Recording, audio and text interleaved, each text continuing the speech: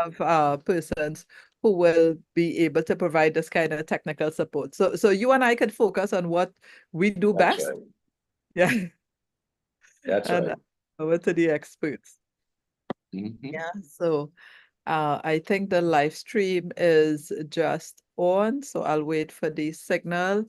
There, I just got it from Warren that all is well, and therefore we can begin our discussion.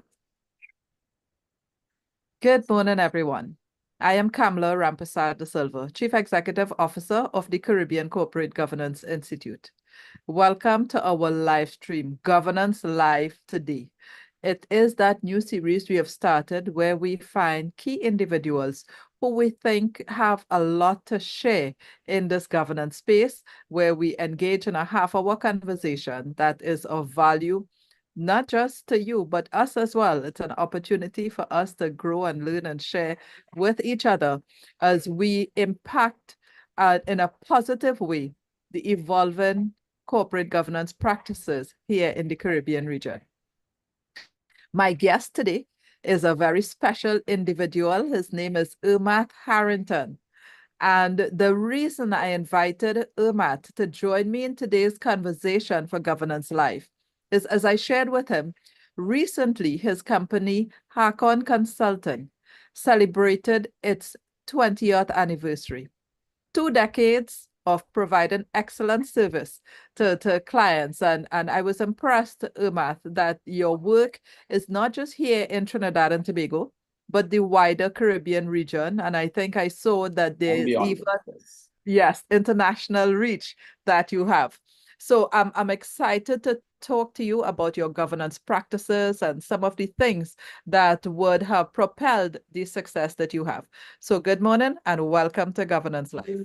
Good morning to you as well. Thank you for having me. It's always a pleasure to fulfill the vocation of support to the Caribbean Corporate Governance Institute through my participation. And I look forward to this session to be very interesting and hope that, the sharings and the learnings can be of benefit to your viewing audience.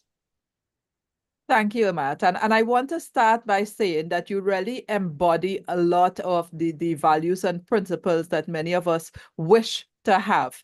Like I recall the very first time I met you, it was the 10th anniversary gala as we celebrated 10 years at CCGI. I had no clue who you were.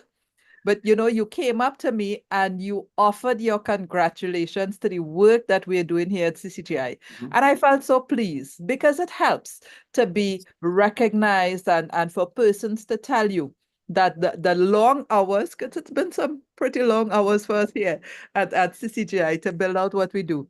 That you took that moment to come to me and share that word of encouragement. Yes.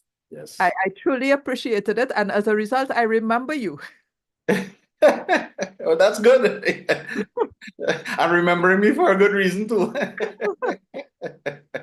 Yes. And so I'm happy that since then we've been able to build that relationship. We had you recently as one of our panelists for a discussion just a few weeks ago. And today here we have you as our guest for Governance Live. And so this is an important part of how we evolve the discussion on the governance practices that we want to see in the Caribbean region. Yes. I want to share, I just came off a very important panel discussion we hosted on a live stream on the implications of social media.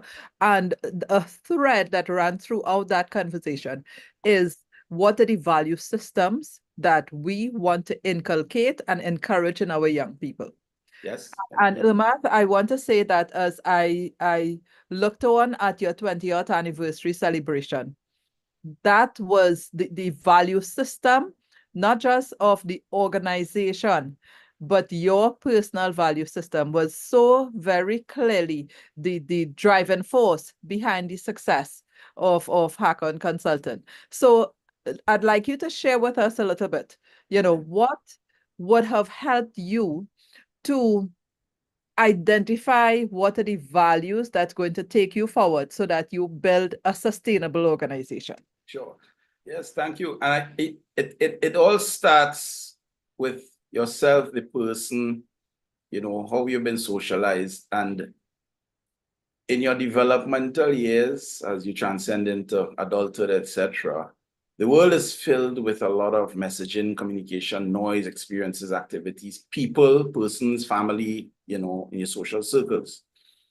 And one of the skill sets I think I would have developed very early on is the skill set of discernment, of understanding that in the myriad of the ebb and tide and flows of, imagery and iconography and all of these and various perspectives, that notwithstanding that, what should be the anchor point for developing a value system? And you just mentioned the term of value system. And we talk about values and value systems, and people talk, we should expect high values and standards and morals from others. But the first litmus test of any value system is the self-value. How do you see yourselves in terms of a value-adding person? Very early on, I understood very clearly there was a distinction between your career, i.e. job, your 8 to 4, etc., and your vocation in life. Yeah. And fortunately for me, I mean, not many people have the opportunity for both your career and your job to coalesce with your vocation. So in arriving to the point, if I were to start from the present going back, it really represents that coalescing of the value systems and all of that I would have started with. Now, so that you first have to engineer or construct in your own ethos what your value systems are, what your principles are, the things you will stand for. You have to understand that the first brand that you build is yourself. And you cannot build, you cannot give what you don't have. So, and it applies across the board. Leadership, the first person you lead is yourself. Management, the first person you manage is yourself. You cannot be a totally, disorganized person, unethical person, immoral person, whatever. You're at home and then you arrive at the job and all of a sudden, you're this beacon and epitome of standards and virtues. It's something that would run the full gamut of your entire being, regardless of the situation or circumstance that you're in. So for me, at the starting point, in my journey in business, I was able to cement and establish that very early on.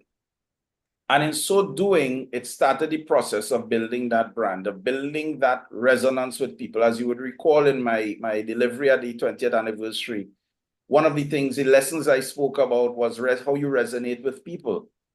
And your ability to resonate positively with people is, in fact, the question is, when somebody looks at you or when you are interacting with someone, how do they see you? Yeah. And once persons resonate and connect, and we talk about chemistry and all of that, it sets the stage now for expectations, continued expectations. So, you're looking like, all right, he was a nice guy thing. Let's see if it's just a fluke or put on. So then now you're committed to maintaining the expectation, just like in branding and marketing. You come out with a brand, a product, etc. You have an advertising blitz, etc., etc. And it can't just be a one-off. So now you have to commit to sustaining the brand.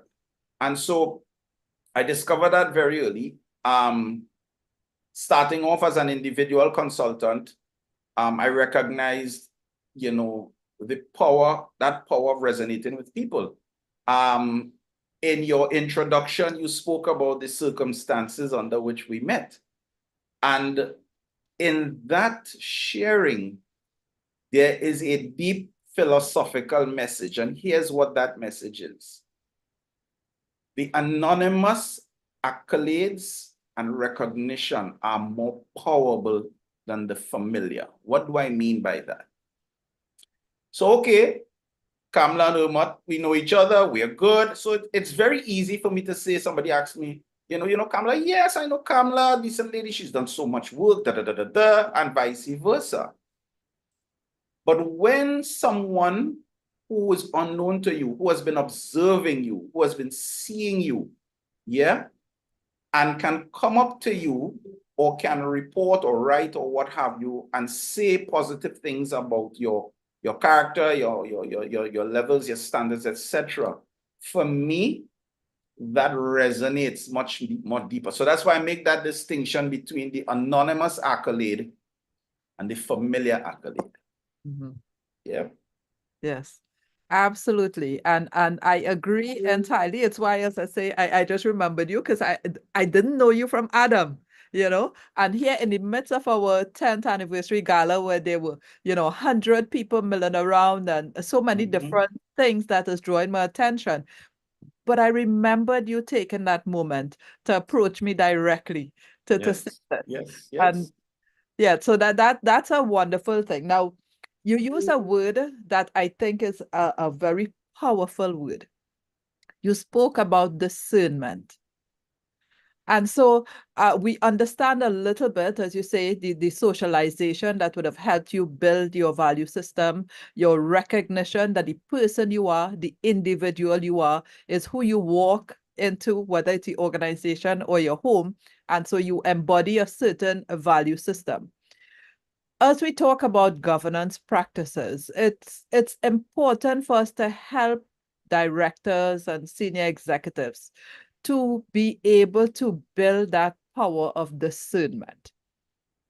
And I want to ask you, what advice would you give to persons that's going to help them to reflect the value system, but then possibly have that discernment to recognize? Because we're in a world with a lot of fakes, a lot of disinformation, a lot of controversies.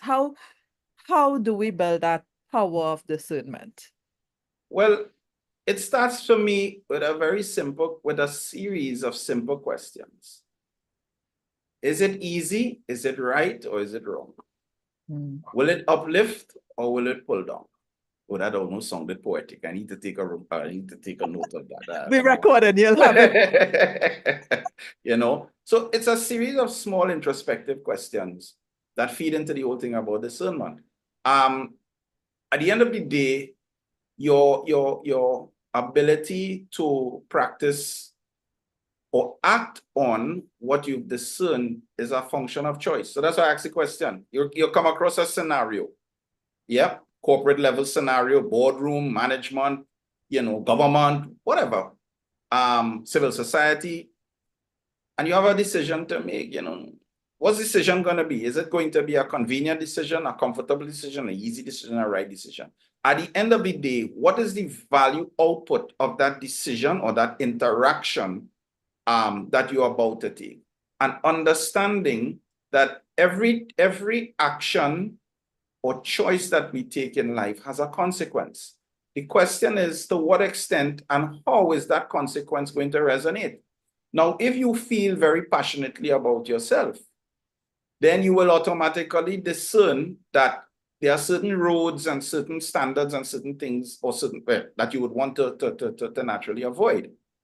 And in so doing, if you are in the context of me building a business and then getting to the stage now where, okay, I now have to onboard staff, I now have to onboard fellow consultants, allowing that light to also shine and glisten on them to understand, hey, you are now an extension of me. You are now an extension of Hakon. So therefore, it's like you're going out with your family and, you have your wife and you're there. And, your wife and you're all, upstanding and looking beautiful, etc. And your children just all over the place. That's a mismatch. So your children then become an extension of you. The old adage, show me your friends, I'll tell you who you are. And, where you assemble, you resemble, etc. And I think that ethos that embeds like an individualized version of governance for yourself, and then governance for your circle, and then as the concentricity of those circles go outward, trying as far and as best as possible that in those circles that you associate with, that there's a match, there's a brand match, there's a character match. Yeah. That is important because in the corporate world, as you would know, Kamla, it's small. So, it's like, okay, I meet Kamla. I know Kamla's standards, her ethos, her ethics, etc. And because that resonates and you have successfully maintained that personal brand value brand proposition of yourself, it's very difficult for somebody to come for, or rather, it's very difficult for me to entertain a thought that, Kamla isn't who she is or who she says she is, because it's not only about how you speak in public, it's about how you act in the dark. Because we speak in the light, but character is action in the dark. And there's a phrase, I think I would have posted it on LinkedIn some time ago, that if we are really conscientious and really committed to governance and ethics and all of these things, the question we always have to remind ourselves is this: it is impossible to lie to yourself in the dark. It's literally impossible. The truth, you could put makeup on a lie or what have you in a public, but you can't when you're in your yourself, your aloneness, that dark bit. The truth is the truth, So part of it in terms of building that personal governance, ethics, value brand for yourself is now how you, this might sound like a strong word, let's just say evangelize it. Because in the context now of business, you don't want your clients to know, you want your clients rather to be comfortable. First of all, they must trust you. They must see that there's a value proposition in wanting to do business. We have been in scenarios where we have gone up for bids and we do the, you're going to do the presentation of the proposal, and you may have the opportunity maybe to interact with the client. And in several of those instances where Harkon would have won the business, you know what the client comes back to tell? They say, listen, we had all kind of, big name consultants thing coming here, but there was something about you and your team's approach. One of the words I remember, they described it as being homely. It was homely. So it's not about, hey, I'm here to just, they talk about your disposable income pocket, I'm just here to try to drain and tap as much of that as possible. But it's about how do you resonate that value? And the resonance of that value is not only in your technical capabilities, because you have a lot of very technically competent people, bright people, etc., but they can't resonate. And if you can't resonate with others, understanding that you require others to grow, then you will never grow. So. Yes. So a lot really for us to understand and take apart. So it's a guidance too in terms of choosing our directors. Yes. We talk about diversity and inclusion. So you want persons who are different from yourself. But I guess we also do want some sort of a commonality in terms of a value system. Yes, correct. So different, but connected. So what we have to find in encouraging diversity, equity, and inclusiveness is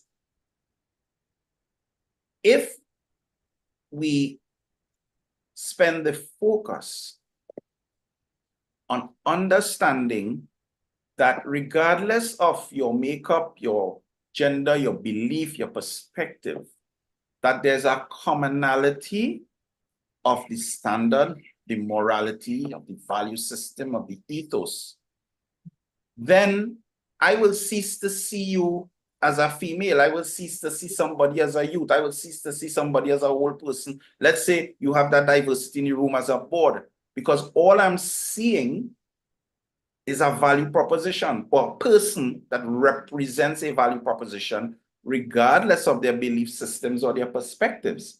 And I think one of the issues that impacts negatively that scenario, which then impacts governance issues, is we have to escape our own self. We have to give way to understanding we're not the only person in the world with a belief, with a perspective, you know, and that we want everybody else to believe because you're right and everybody else wrong, you know. But it has to be one that is accommodating, focusing on what the objective is, assuming, of course, that the objective is honorable. And let me also add to that, and I would, and to those listening, do not compromise a principled stand out of fear of loss. Now, yes, you're in the board or in the corporate world, okay, you know, you might observe things going in a particular southerly direction. You have your principles, you have your stance. Some people practice groupthink, what have you, and then things may blow up in a particular way, but you're going along with it because you figure, well, I can't lose this opportunity, or I don't want to lose this position of power or influence and what have you. That will backfire on you because the universe is such that the universe also recognizes standards and principles and positivity. And whereas you may feel that at a time you may take the hard decision to either leave or you may be forced to leave that scenario in the boardroom or the corporate room or what have you, I can assure you in the fullness of time, the dividend, the positive dividend of that comes back to you 5 or 10-fold. So fear not. Uphold yourself, uphold your personal standards. Let people be clear on what your standards are, because then that automatically becomes a natural filtration system. Because they know that once you hold yourself in a particular regard, they're not even going to entertain coming to you with something that might be off cuff. Yeah, and that might betray good governance standards and value systems, etc. Well, thank you, Ermath. I think you anticipated what my next question was going to be, which is that, 20 years is a long time to be in business in this region, especially a small business, which you are holding together yourself. Yes. So there's no real big network of powerful people who are supporting you. And therefore, you would have encountered instances and situations where it might have been easier to compromise. Oh, yes. Oh, yes. It's always there. The temptation is always there. I remember scenarios where in certain large companies, I was approached. You know why? Because I remember I talk about resonance. So would have resonated with the leadership. The particular assignment or assignments were going well. I would have been earning the trust of the principals, etc. And in one particular instance, I remember somebody approached me with an equation. I call it an equation. Say, well, listen, we've been observing you, you know, see, you know, we want to put this proposition to you. If we do so, I listened to them. I said, just very graciously, no, thank you. Yeah, no, thank you. Because at the end of the day, I still have to keep my head up. I still have to represent my family, my co-workers, my colleagues, those in my circle. So I always think of it as if I do a disservice to myself by going down an unethical road and by extension doing a disservice to those around me. So if we implant that into an organization, a corporate organization, and you come in as a CEO, C-suite level supervisor, or even if you might be a junior level employee, to what extent are my actions, whether they be acts of commission, omission, or submission? You know, those are my sins of governance. I have defined those as the sins of governance: commission, omission, and submission. To what extent and to whom will that impact resonate on? And now, so some persons might say, well, you know, it's easier for you because you own your own business, you're emotionally attached. So of course you would set a standard, you have a greater degree of power of enforcing it. Now, whereas some of the machinations may differ, but the principle is the same. Because if you come into an organization as an employee, whether small, medium, or large, you have, remember I said, it's what you start with. What are you as a person bringing to that position? In terms of your ethos, your governance, your self-governance, your self-leadership, your self-management, your value systems.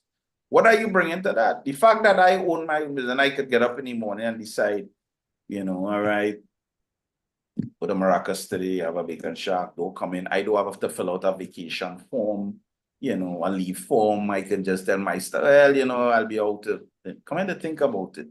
That reminds me, you know, I need to schedule a vacation because that's probably one part of governance and maybe I'm not in terms of understanding. Well, you know, you need to blow off some steam sometimes, but nevertheless, because I have so much fun doing what I do, because I love what I do. And that's the other thing. If you're in a position that you don't love what you do, the risk of you doing something wrong becomes much more enhanced because you're unhappy. You're not happy here. So yeah, so those are some of the things. I have been approached. There have been instances where my integrity has been threatened. Well, I wouldn't say threatened, but you know, tested. Yes. Yeah. And I'm happy to report that I would have come out of all of those scenarios much better for it. I have slept well since then. I have held my head up since then. And those who continue to engage and know Ermath Harrington know that if you're coming that way, don't even bother. I think it helps that you have this philosophy that the universe knows what goes on and That's right. rewards, you know, good intentions and all of that. But I'm not so sure how widespread that belief is. Earlier this week, I was part of a panel discussion with ICAT, and we were talking about ethics. And part of what was our consideration is the standing of Trinidad and Tobago, you know, in the wider region with respect to the perception of corruption index. Mm, So as we go into the last 2 minutes of our governance live, you sure. know, we need to acknowledge that this is not a common practice. The reason we are pretty high on that corruption index is because a lot of times we are challenged to do things the right way. Yes. And I think that is because a lot of people do not believe that the universe has that measure of justice. They Yep. see opportunities and think that that short-term win is the right choice, and therefore it helps characterize an environment that we are in today that is not the best that we want. Yes. I'm so happy to have had this conversation with you to share that an enduring value system can help you grow, and that Yep. 20 years later you can sit comfortable and look back and say, I've not compromised. That's So right. in the last minute, Ermath, I want to ask you, you know, how do you see the next 20 years? Oh, I'm looking forward to it. I mean, I'm like a child in Disney World. There's a sign actually, well, we temporarily took it down because we're doing some painting works at the office. That I put up a couple of years ago in terms of different companies, different activities we would have done. And all it says is, what's next? I see this journey as it's an adventure. It's like an ongoing adventure. I don't know what I would learn tomorrow, who I will meet tomorrow, who the company will engage with, you know. So it's almost like looking forward to you know, what's going to be the adventure today or what's going to be the adventure tomorrow. I never come to work upset, sick, even in traffic, you know, because you keep looking forward to the next adventure. And as long as you know, whatever the adventure comes, you go into it with your standards, your ethos, and your value systems in check, then you can only reap positive returns and positive rewards. And on a final note, you talked about karma. You know, karma is sure. Karma is sure. Yeah. So Yes, Yes. thank you. Thank you very much, Ermath. We've Most had welcome. a really wonderful governance live here this morning, and I truly appreciated us being able to underscore the importance of having a value system that you own, that you want, that you have carefully cultivated. Because you said something that I think it's important for all of us to take note of and to carry with us every day, which is that the first brand you build is yourself. That's right. That's right. Yes. Individual guidance for all of us as we talk about how we contribute and build better governance practices here in the Caribbean region. Uma, thank you so much, and I look forward to our continued relationship. You're most welcome. Thank you for having me. Have a wonderful day. Yes, thank you. Thanks Okay. everyone who have joined us on the live stream. Join us every first Friday in the month. We will be hosting Governance Live, where we would be inviting a different guest to share their thoughts, their experiences with us, so we can learn and grow from each other here in the Caribbean region. Have a wonderful Friday and weekend ahead, and we'll see you